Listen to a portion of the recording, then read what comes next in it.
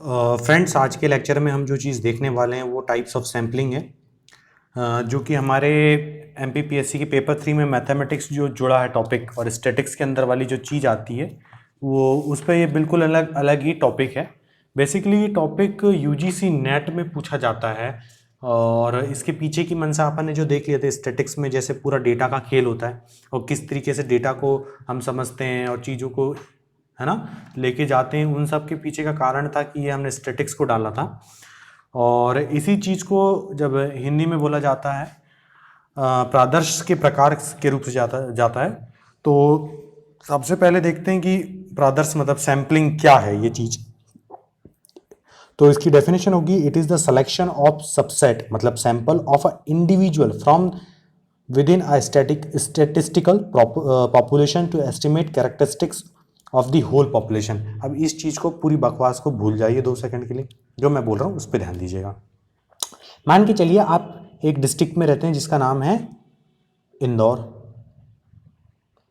और मेरे को डेटा लेना है पूरी इंदौर की पॉपुलेशन का, समथिंग कि यार एज क्या है। तो मैंने पूरी अब मान के चलिए 10 लाख प्लस पॉपुलेशन हमारी इंदौर की हो गई, एस्टिमेशन मान के चलिए।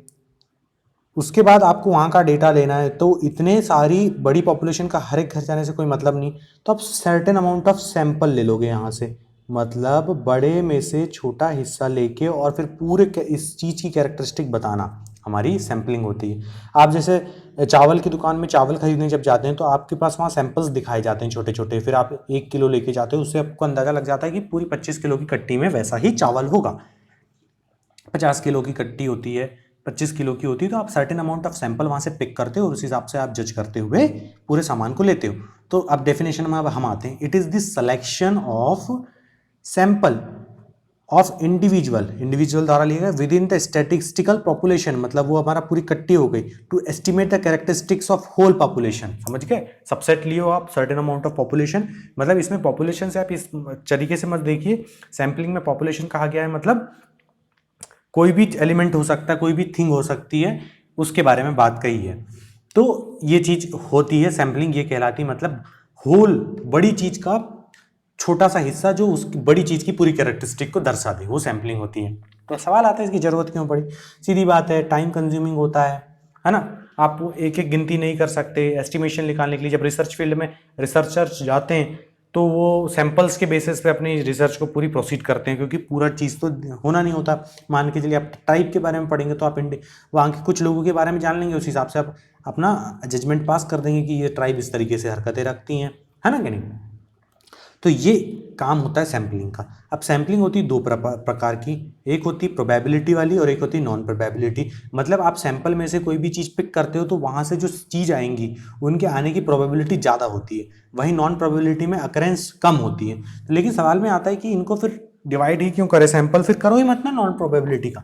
तो इसका जवाब है कि जब लार्जर पॉपुलेशन होती है तब वहाँ पे प्रोबेबिलिटी की जाती है, लेकिन जब स्मॉल पॉपुलेशन, इसको रिसर्च की तरह देखिए कि मान के चलिए क्या मान के चलिए आप कोई भी एक ऐसा पदार्थ ले लीजिए जो यूनिक है, अफ्रीका में पाया गया, मान के चलिए पूरे विश्व में है नहीं, तो अब आपके पास छोटा ही सैंपल है और रिसर्च अपने आप में यूनिक है, तब आपको नॉन प्रोबेबिलिटी सैम्पलिंग की तरफ जाना पड़ता है, क्योंकि आप वहाँ पे कन्वीनियंट होती है। प्रोबेबिलिटी में ज़्यादा एलिमेंट होते हैं, जब लार्जर पॉपुलेशन मतलब लार्जर कैरेक्टरिस्टिक, मतलब गोल्ड हर जगह, मतलब लगभग यूनिवर्सली सब पता है कि कहाँ पे क्या है ये चीज़, तो वहाँ पे प्रोबेबिलिटी सैम्पलिंग को प्रेफर करते हैं। कोविड के केसेस में अगर मान लो कोविड सिर्फ और सिर्फ मध्य प्रदेश में सीधी डिस्ट्रिक्ट में होता और पूरे विश्व में कहीं नहीं होता, तो वहाँ पे नॉन प्रोबेबिलिटी सैंपल के लिए जाते, क्योंकि वहाँ पे सैंपल और वो रिसर्च अपने आप में यूनिक होती है। ये बात बहुत अच्छे से क्लियर हो जानी चाहिए कि क्यों टाइप्स उनके हमने डिवाइड करें।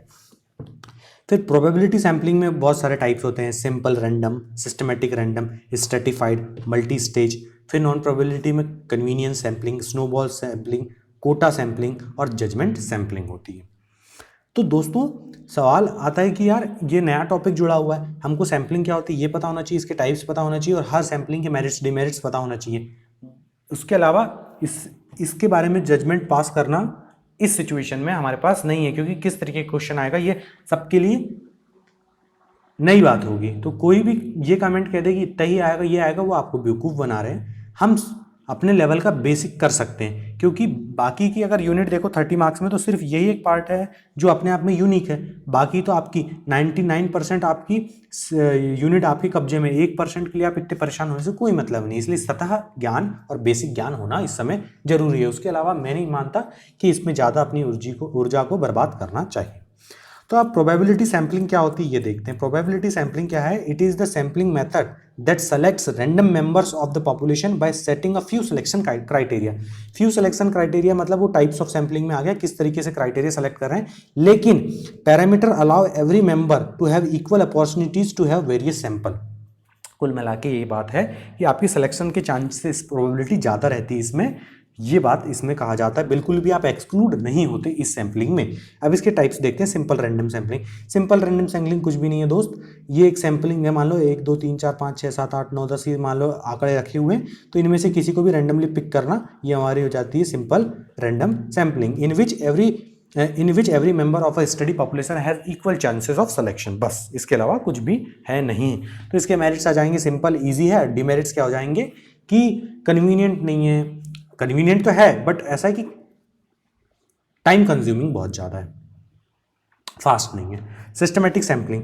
सिस्टमेटिक सैम्पलिंग में मान के चलिए क्या हो गया, आपको एक पॉपुलेशन है, पॉपुलेशन में से आपके 10 के सैंपल चाहिए, तो 100 की पॉपुलेशन थी और 10 के सैंपल चाहिए, तो 100 डिवाइडेड बाई 10 कर दो, कितना आएगा आपका? 10 आ जाएगा। तो अब इसको गिनती में अरेंज कर लो, इनको अरेंज कर दो अल्फाबेटिकली, न्यूमेरिकली, असेंडिंग डिसेंडिंग वैसा भी, और हर 10th आदमी को पिकअप कर लो। पहला आदमी 10th होगा, अगला 20वां होगा, ऐसा करके nth मेंबर को सेलेक्ट करते हैं। ये हमारी हो जाती है सिस्टमेटिक सैम्पलिंग। समझाने को तो समझा दिया, अब डेफिनेशन की बकवास भी सुन ही लो। According to this method units of population are numerically, geographically and alphabetically arrange. कुल मिला के सॉर्टेड है, इसमें जो डेटा है हमारा सॉर्टेड रहेगा। Every nth item of the member numbered item is selected as a sample item. तो nth आइटम कैसे सेलेक्ट करोगे भैया? तो टोटल पॉपुलेशन थी और कितनों का सैंपल चाहिए था उससे डिवाइड कर दो, तो हमारा nth पॉपुलेशन आ जाएगी। समझ गए ये बात? इसको और आसान भाषा में समझो कि 100 की पॉपुलेशन है, सैंपल आपको 2 लोग का चाहिए, तो 2 से डिवाइड कर दो, तो हर 50वां आदमी जो होगा इसमें हमारा मेंबर होगा, nth आइटम होगा। इसको क्वाजी रैंडम सैम्पलिंग के नाम से भी जाना जाता है। कल को अगर मान के चलिए वो पूछ लिया क्वाजी रैंडम सैम्पलिंग क्या होती है, तो कंफ्यूज मत होना, सिंपल सिस्टमेटिक सैम्पलिंग है ये, सिस्टमेटिक सैम्पलिंग है, सॉरी, है ना। अब इसके बाद मेरिट्स क्या है इसके? सिंपल मेथड है, सिंपली इजीली डिटरमाइन कर सकते हो, very less possibility of personal bias. Personal bias जैसी बात ही नहीं, सीधे आपने कितने मेंबर चाहिए थे उससे डिवाइड कर दी, उस हिसाब से आप उनको अरेंज कर देंगे, खत्म। डिमेरिट क्या है? Every item do not have equal chances. सीधी बात है, सैंपल जितने आ गए और हर 10th हो गया, तो बाकी की तो सबके पता 10 20 30 40 हर किसी को चांस तो मिल नहीं रहा ना, ये वाली बात है। If item is homogeneous no purpose of. सीधी बात है, एक ही जैसा सैंपल है, मान के चलो चावल के साइज एक जैसे 10 क्या कहते हैं, नहीं मतलब 2 सेंटीमीटर के, तो सारे पहला 10वां चूज करो, 20वां चूज करो, 30वां चूज करो, कोई औचित्य होगा नहीं, समय की बर्बादी है। अब आ जाते हैं स्ट्रेटिफाइड सैंपलिंग में। इसमें भैया कुछ नहीं करते, entire population is divided into number of groups, उसको स्ट्रेटा कहा गया है। Then certain number of items are taken from each group at randomly. तो सीधी बात है, आपके पास ये डायग्राम बना हुआ है, मेरे को बनाने की जरूरत नहीं है, ये देख लीजिए, एक्स एक्स वाई वाई करके हैं, हमने एक्स को अलग कर दी, वाई कर लिया, फिर वहाँ से रैंडमली कलेक्ट कर लिया। तो सीधी बात है, यहाँ पे होमोजेनिटी मिल गई एक नीचे आके, मतलब बड़े को छोटा कर दिए, होमोजेनिटी मिल गई, फिर वहाँ से पिकअप कर ली, तो सबको इक्वल चांसेस जैसे मिल जाएंगे और सही तरीके से सैंपल के हमारे रिजल्ट आएंगे। पर्पस क्या है? All characteristics of heterogeneous population are adequately represented in sample. Heterogeneous जिसकी थी उनको हमने सैंपल में रिप्रेजेंट कर दी छोटा करके। Also increasing the accuracy of research of investigation. सीधी बात है, अलग अलग थे, उनको अलग करके होमोजीनियस बना दिया, हेटेरोजीनियस पॉपुलेशन को भी अब चांसेस मिल गया कि उनकी बारी आ जाएगी, वरना ऊपर से ही सेलेक्ट करते, मान के चलिए 3 सैंपल करे और तीनों एक्स आ गए, तो वाई को तो मौका मिलता ही नहीं, तो काहे की प्रोबेबिलिटी होती, इसलिए हमने तोड़ दी उसको। इन्वेस्टिगेशन की एक्यूरेसी बढ़ जाएगी इससे। अब आते हैं इसके merits. Covers diverse characteristics of population. Population की डाइवर्स कैरेक्टरिस्टिक्स तो आई गई ना भैया, एक्स भी आ गया, वाई भी आ गया।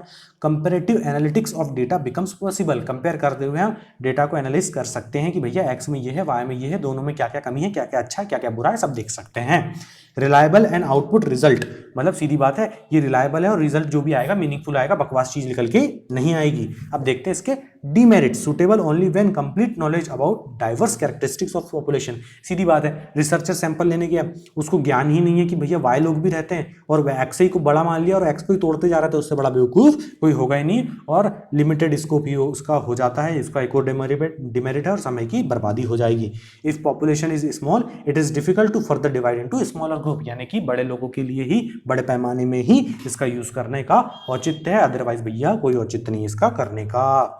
मल्टी स्टेज क्लस्टर सैंपल कुछ नहीं है, इसमें क्या है, पहला सैंपल लिए फिर तोड़े फिर तोड़े फिर तोड़े, यहाँ से सैंपल बन गया छोटा सा मिल गया, फिर यहाँ से सैंपल मिल गया छोटा सा मिल गया, ऐसा ऐसा करके हम जाते हैं। तो अब इसकी डेफिनेशन या फिर इसकी थ्योरी देखते हैं, क्या बकवास ये कर रहे हैं।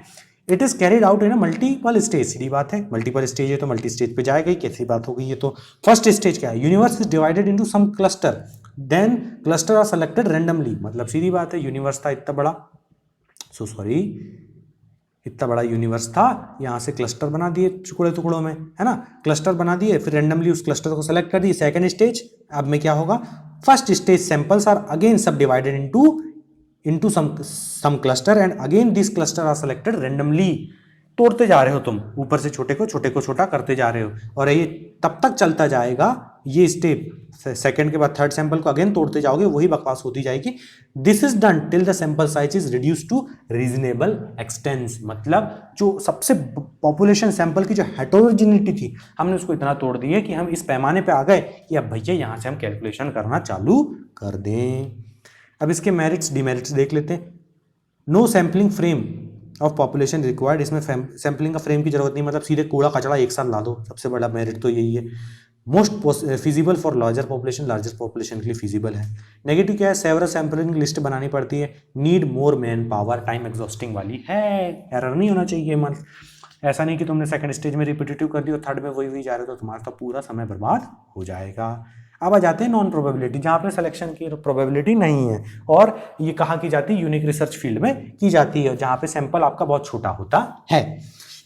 अब कन्वीनियंस सैम्पलिंग है क्या, in this method while selecting the sample units the investigator gives special attendance to its convenience, मतलब सीधी बात है कि मान के चलिए एक रिसर्चर अफ्रीका में का है ना, तो अफ्रीका का है और इंडिया के बारे में खोज कर रहा है, तो अफ्रीका में जितने पेपर्स हैं उन्हीं को चूज करेगा इंडिया जाने के बजाय उसकी कन्वीनियंस के हिसाब से।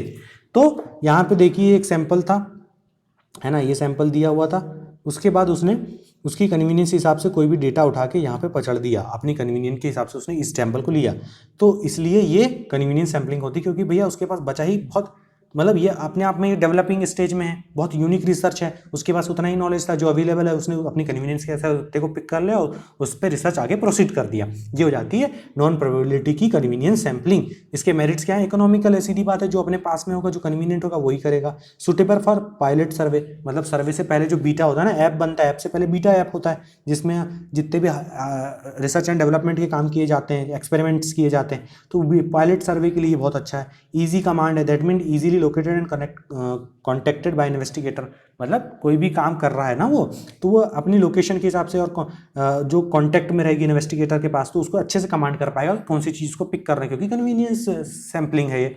सुटेबल फॉर पायलट सर्वे, वही वाला बात रिपीट हो गई यहाँ पे, उसको इग्नोर करिएगा। इसके डिमेरिट्स क्या है, लैक ऑफ रिप्रेजेंटेशन, मतलब सभी नहीं आ सकते, कुछ तो छूट जाएंगे, उसने अपने पास की चीज़ को उठा लिया भैया ने, ये तो रोते ही रह जाएंगे ना, वो पगले इधर तो ध्यान दे देता वाली बात हो गई यहाँ पे।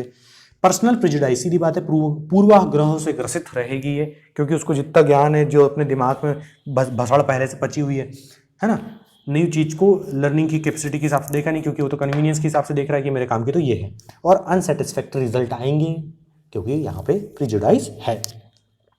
स्नोबॉल सैम्पलिंग को समझने से पहले स्नोबॉल क्या होती है मैं बता देता हूँ। बर्फ का गोला, जब ये जितने भी ना पोलर एरिया में जितने भी देश होते हैं वहाँ पे बर्फबारी होती है, बर्फ जमती है, तो वहाँ पे ना स्नोबॉल बनाते हैं और उसको जब लुढ़काते हैं बर्फ के ऊपर ना, तो बर्फ और चिपकते जाती है उस पर, बड़ा स्नोबॉल होते जाता है है ना, ये स्नोबॉल बन गई, अब इसको यहाँ पे इस मतलब ऐसी ढलान में छोड़ दी इसको, ये गिरती जाएगी तो ये बड़ी बड़ी बड़ी और बड़ी होती जाती है बॉल। तो स्नोबॉल सैम्पलिंग इसी को चेन सैम्पलिंग होती है कि जो बड़ी होते जाए आगे। तो देखते हैं ये सैम्पलिंग क्या है भैया। Sample in which selection of additional respondent is based on referral from the initial respondents. मतलब जो रिसर्चर पहले एक्स ने काम किया, दूसरे को डेलीगेट करा, उसने अपनी चीज ऐड करा, फिर तीसरे को प्रोसीड कर दिया और वो फिर अपने फैलाते जाएगा अपने नॉलेज के हिसाब से, इसलिए चेन रिएक्शन होती जाती है इसमें। इसके मेरिट्स क्या हैं? Sample in rare then it is used, मतलब क्या है कि इसमें जो बहुत रेयर नॉलेज की बात होती है ना, उस टाइम पे इसको यूज़ किया जाता है। बहुत चीप होती है, लिटिल प्लानिंग की जरूरत होती है और फीवर वर्कफोर्स की जरूरत होती है, क्योंकि हम आगे वाले के लिए प्रोसीड कर देते हैं इस चीज़ को।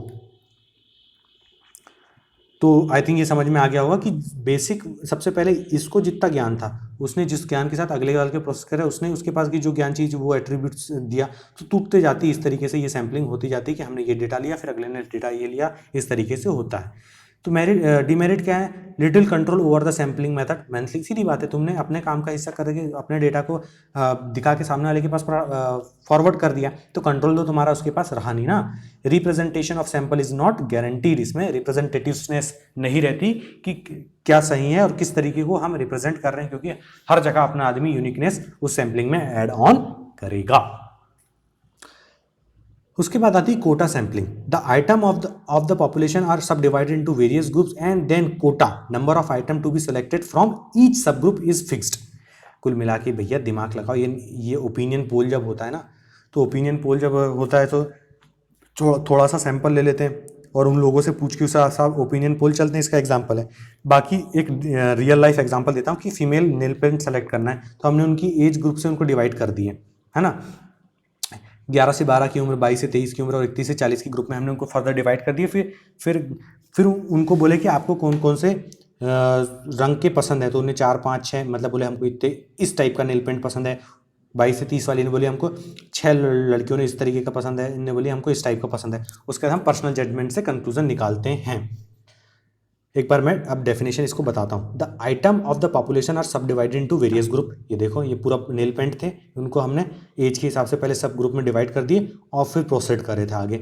Then quota number of item to be selected from each group. Each group से कितने आइटम सब सेलेक्ट करेंगे? 4, 5, 6, है ना। 11 से 12 का नेल पेंट के हमने 4 ग्रुप के कोटा से सेलेक्ट करे, फिर 22 से 23 के कोटा से हमने 6 नेल पेंट सेलेक्ट करे, 31 से 40 के 5 करे। उसके बाद कोटा फिक्स कर दिया हमने। ईच सब ग्रुप का कोटा फिक्स है, इसका 4 ही रहेगा, इसका 6 ही रहेगा, इसका 5। But within the given quota the selection sample units depend of the personal judgement of the investigator.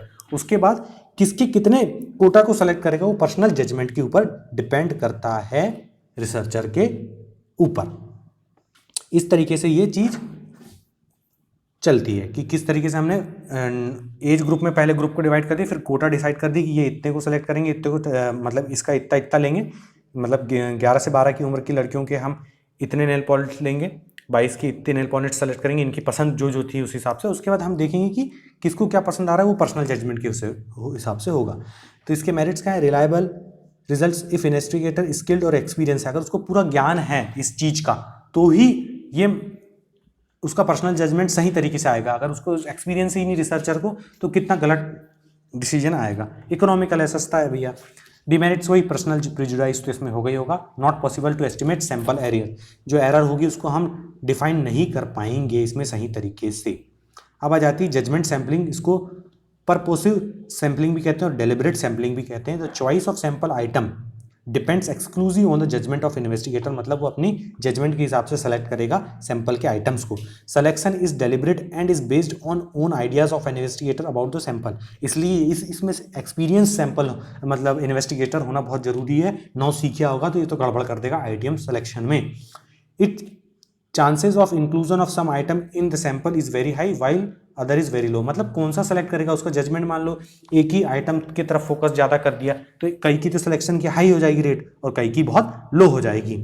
इसके मेरिट्स क्या है? सिंपल और इजी है। प्रॉपर रिप्रेजेंटेशन वाइल इन्वेस्टिगेशन हो, प्रॉपर और फुल नॉलेज। फुल नॉलेज है तो भैया प्रॉपर रिप्रेजेंटेशन सबको मिलेगा। Avoid irrelevant of item, irrelevant items को अवॉइड करेगा। डिमेरिट सीधी बात है, पर्सनल प्रेजुडाइज आएगा, एरर ऑफ जजमेंट भी हो गई। तो इस तरीके से sample of types of sampling क्या है, इसकी डेफिनेशन और इनके टाइप्स को देख लिए।